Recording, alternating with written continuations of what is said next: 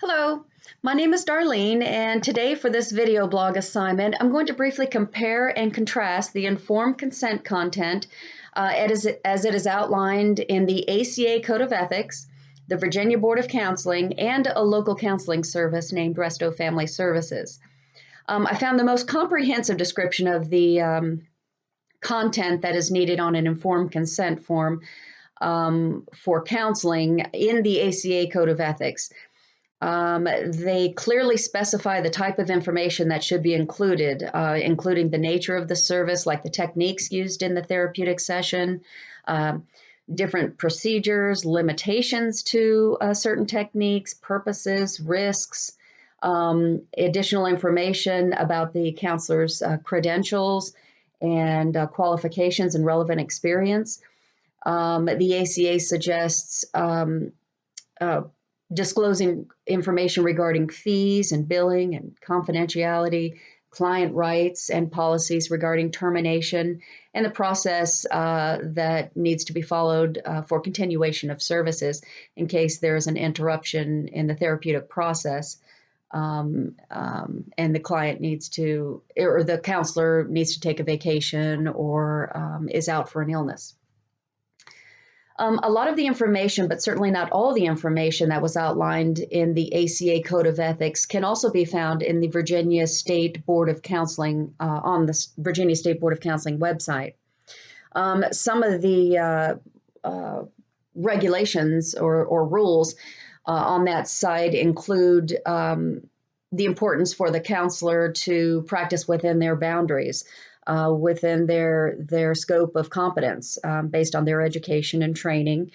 And the Virginia State Board of Counseling also highlights the importance of informing the client what to do or what happens at the termination of the therapeutic process and or if there are any interruptions.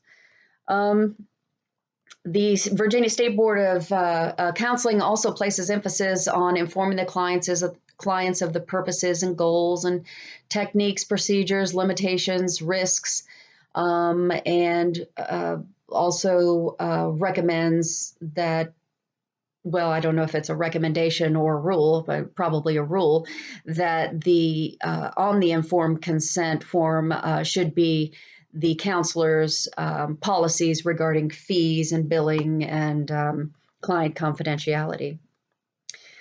I didn't see anything on the Virginia Board of Counselor site that addressed multiculturalism. However, on the ACA Code of Ethics, in that manual, it does mention that it is very important for counselors to communicate information in ways that are developmentally and culturally appropriate. Counselors should use clear and understandable language when discussing issues related to informed consent. And if the client has difficulty understanding the language, the counselor should bring in or provide whatever services that are necessary to help in that communication process, like maybe arranging for a qualified interpreter or translator. To be clear, the ACA Code of Ethics mentioned that, but I didn't see any information regarding multiculturalism or that type of thing on the Virginia State Board of Counseling website.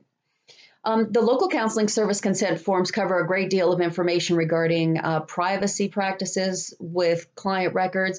It gave a clear review of their rights, including contact information for reporting a violation. The local counseling service also gave information regarding HIPAA and included a link for locating additional information online regarding HIPAA laws. There was an additional form on their website that gave more information about the therapeutic philosophy that is followed by that particular agency. It gave more information about termination of service, fees, insurance specifics, emergency procedures, and so on.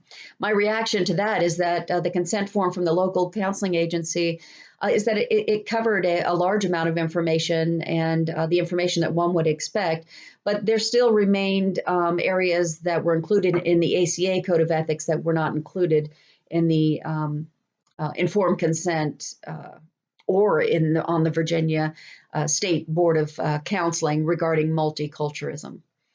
and the special considerations.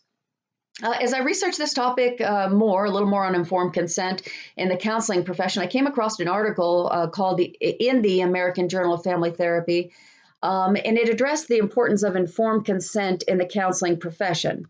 The article was entitled Informed Consent Documents of Marriage and Family Therapists in Private Practices by Haslam and Harris, 2004.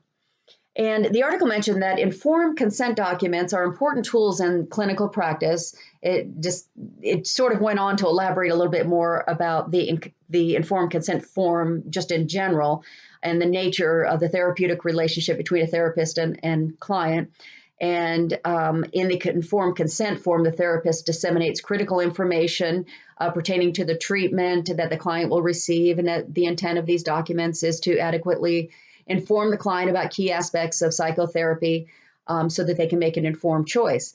In the article concluded with a statement saying that findings suggested that there were both substantial consistency in the major areas of the documents, but variance in their more detailed aspects, meaning that there was research performed that would indicate that informed consent forms in private practice vary, and that while some of the specifics probably regarding privacy or HIPAA or something are included on most all informed consent forms, not all had the same information.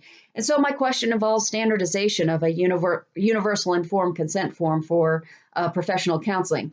I'm wondering why, if it's pretty clear as outlined in the ACA Code of Ethics that specific information should be addressed in the counseling consent form, why is there not a standard form created so that there are no loopholes or ambiguity for the client, and that the content is clear, is clear and standard for the profession, so that anyone in private practice can download the informed consent form in Virginia or in North Carolina or South Carolina or Minnesota from the ACA,